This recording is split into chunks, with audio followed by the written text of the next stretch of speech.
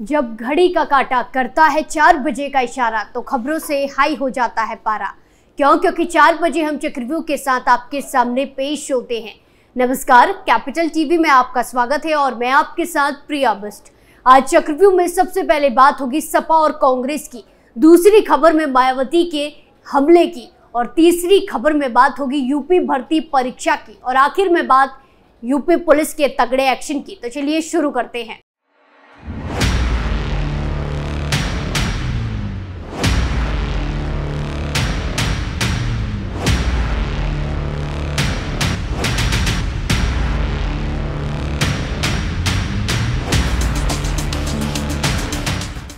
पहली खबर सपा और कांग्रेस से जुड़ी है, जहां समाजवादी पार्टी आगामी हरियाणा विधानसभा चुनाव में भी अपना दम दिखाने की तैयारी में जुट गई है। हाल ही में हरियाणा से आए सपा नेताओं ने अखिलेश यादव से मुलाकात की थी, जिसके बाद सपा प्रदेश की 10 से 12 सीटों पर अपना दावा ठोक सकती है। ये वो सीटें हैं जहां पर मुस्लिम और यादव आबादी अहम भूमिका निभाती है। शनिवार को लखनऊ में समाजवादी पार्टी के अध्यक्ष अखिलेश यादव ने हरियाणा से आए नेताओं से मुलाकात की और उनसे चुनावी तैयारियों और संभावित प्रत्याशियों को लेकर चर्चा की। हरियाणा में 90 विधानसभा सीटें हैं, इसमें से 10 सीटें ऐसी हैं जहां पर मुस्लिम और यादव मतदाता चुनाव के नतीजों में निर्णायक भूमिका में रहते हैं। सपा की नजरें इन्हीं सीटों पर है। हरियाणा की रेवाड़ी, फरीदाबाद, गुरुग्राम, सोनीपत और महेंद्रगढ़ में यादव और मुस्लिम समीकरण है। सपा इन सीटों पर चुनाव लड़ने की तैयारी कर रही है। हालांकि सपा ये चुनाव इंडिया गठबंधन के साथ लड़ेगी अकेली, इसे लेकर अभी तस्वीर साफ नहीं हो पाई है। इस पर शीर्ष नेतृत्व के बीच बातचीत हो सकती है, जिसके बाद आगे की रणनीति बनाई जाएगी। वहीं दूसरी तरफ कांग्रेस हरियाणा में किसी भी पार्टी के साथ गठबंधन करने के मूड में नहीं है।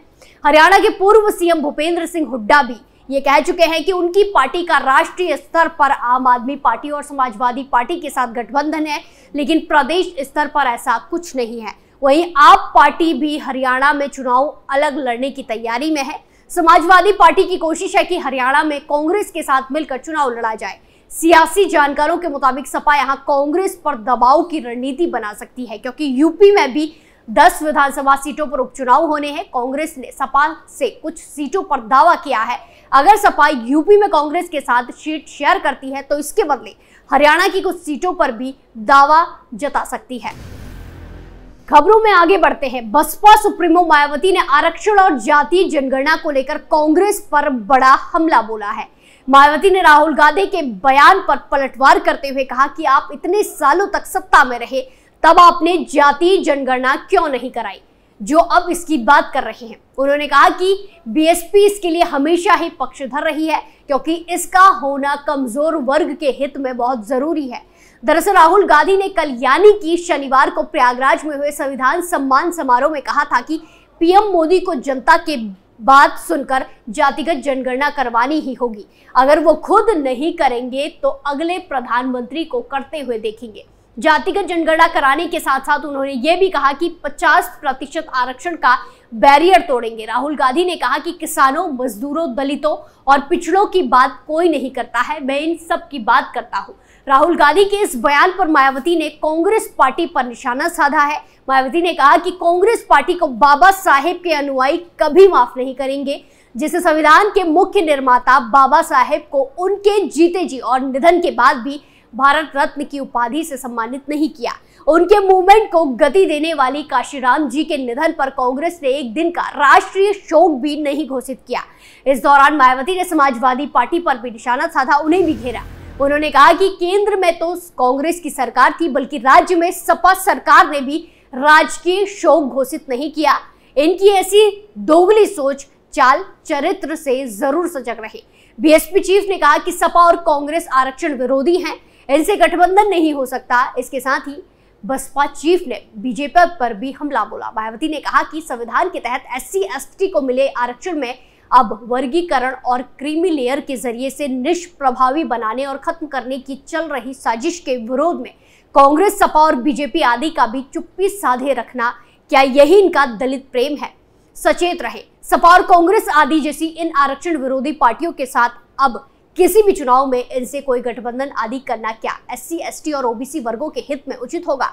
ये कतई नहीं होगा। ऐसे में अब उनको खुद अपने दम पर खड़े होना है।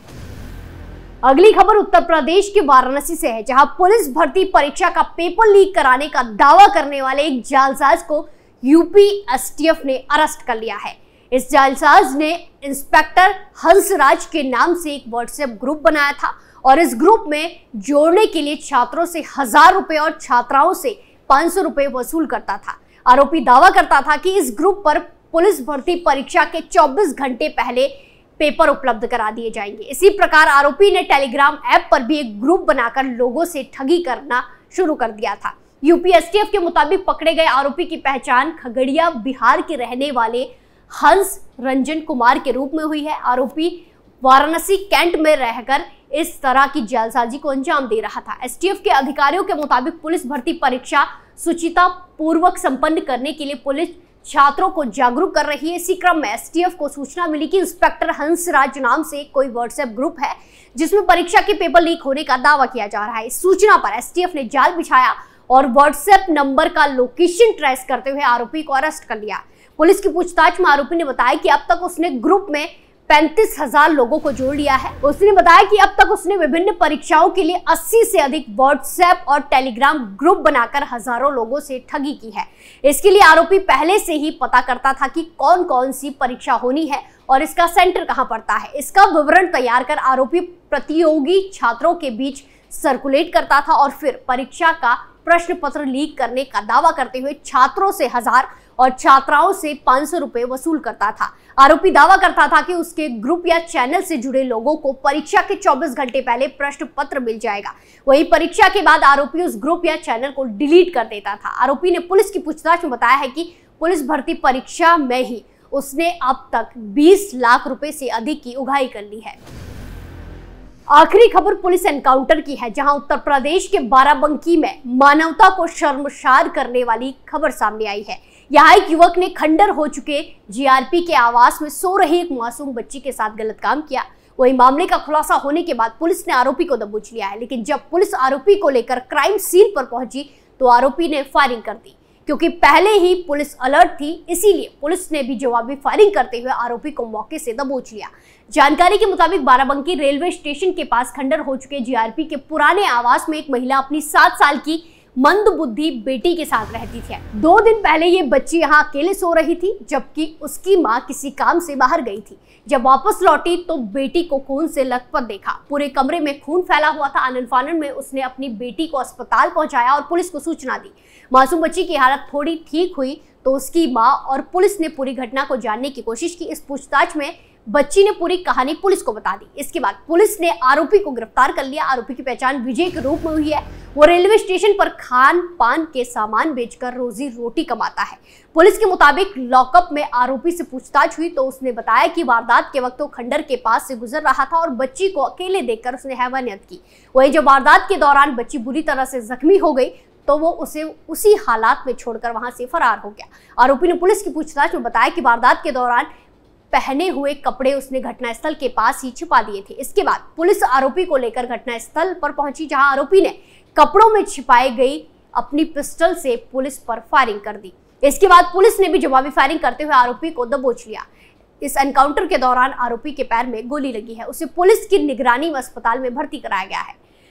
चक्रव्यूह में फिलहाल के लिए इतना ही। फिर पेश होंगे सनसनीखेज खबरों के साथ। बाकी तमाम खबरों के लिए देखते रहिए कैपिटल टीवी उत्तर प्रदेश। नमस्कार।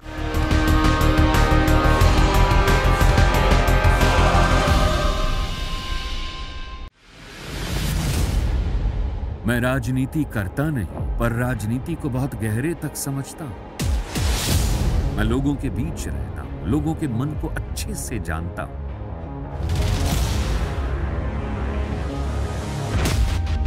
पब्लिक और पॉलिटिक्स की हर नब्ज को खूब पहचानता हूं। संघर्ष की सियासत से सत्ता के सिंहासन तक मैं हर खबर से खरा सच निकालता हूं। ना कोई दौड़, ना कोई race. Capital TV Uttar Pradesh.